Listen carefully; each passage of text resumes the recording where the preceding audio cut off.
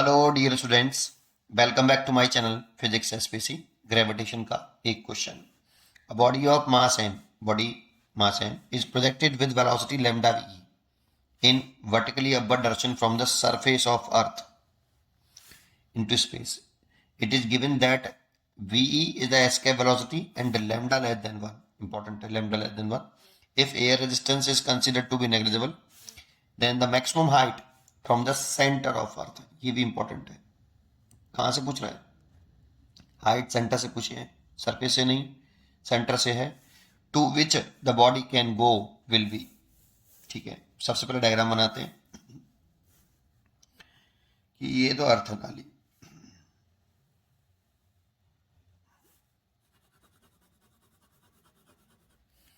इसका mass capital M, इसकी जो रेडियस है वो कैपिटल आर।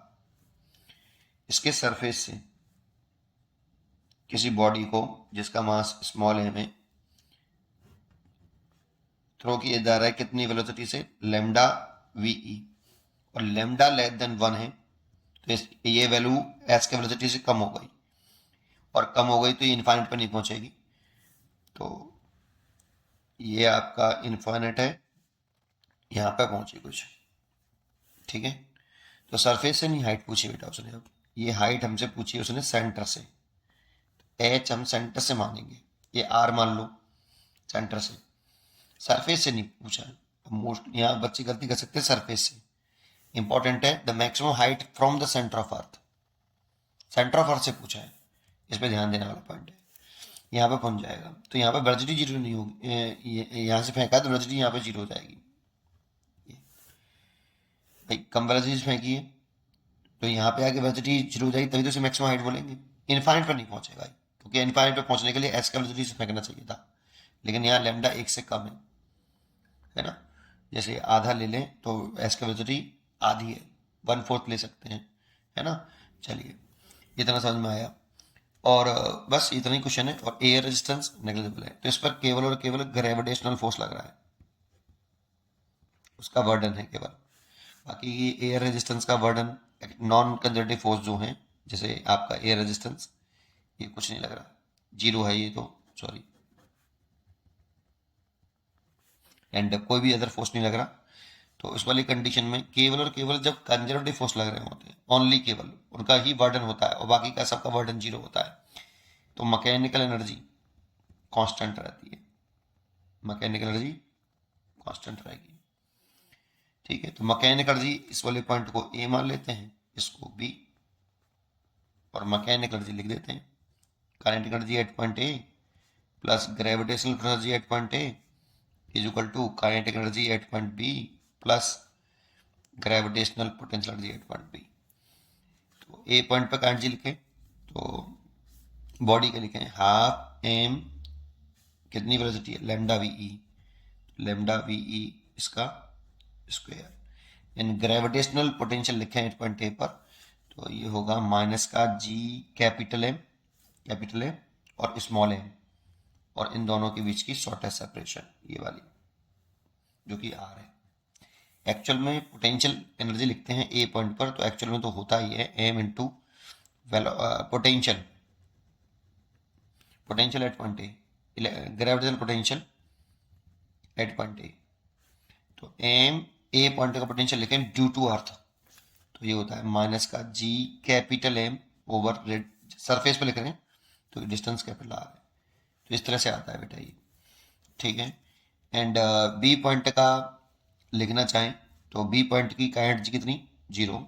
एंड पोटेंशियल लिखना चाहें, जैसे बी पॉइंट का पोटेंशियल एनर्जी लिखना चाहें तो हम बी पॉइंट की पोटेंशियल एनर्जी जो लिख सकते हैं वो एम इंटू बी पॉइंट का net potential due to earth, है ना। तो एम ड्यू टू अर्थ लिखें तो कितना? माइनस का जी, ये आउटसाइड हो गया, अर्थ एक सॉलिड स्फीयर हो गया, और सॉलिड स्फीयर के लिए आउटसाइड एक पोटेंशियल लिखना है तो जी कैपिटल एम, और सेंटर से पॉइंट तक की डिस्टेंस जो कि स्मॉल एच है, सेंटर से लिखते हैं ना ऐसे, तो ये ऐसे लिखते हैं, या डायरेक्टली पोटेंशियल एनर्जी लिखते हैं तो जी कैपिटल एम स्मॉल एम का मल्टीप्लाई और इन दोनों के बीच की शॉर्टेस्ट सेपरेशन, कैपिटल एम ये रहा, स्मॉल एम ये रहा, और सेपरेशन देखें तो स्मॉल एच है, इसीलिए स्मॉल एच लिख लिया। और 1/2 एस के वेलोसिटी का फॉर्मूला में लागू होना चाहिए कि अर्थ के सरफेस पे जो एस के वेलोसिटी होती है वीई, ये होती है वो रूट के अंदर 2g capital M over surface पे लिख रहे हैं कैपिटल आर। ये एस के वेलोसिटी का फॉर्मूला होता है, लर्न होना चाहिए सरफेस पर है √2g कैपिटल एम अर्थ का मास बटे रेडियस।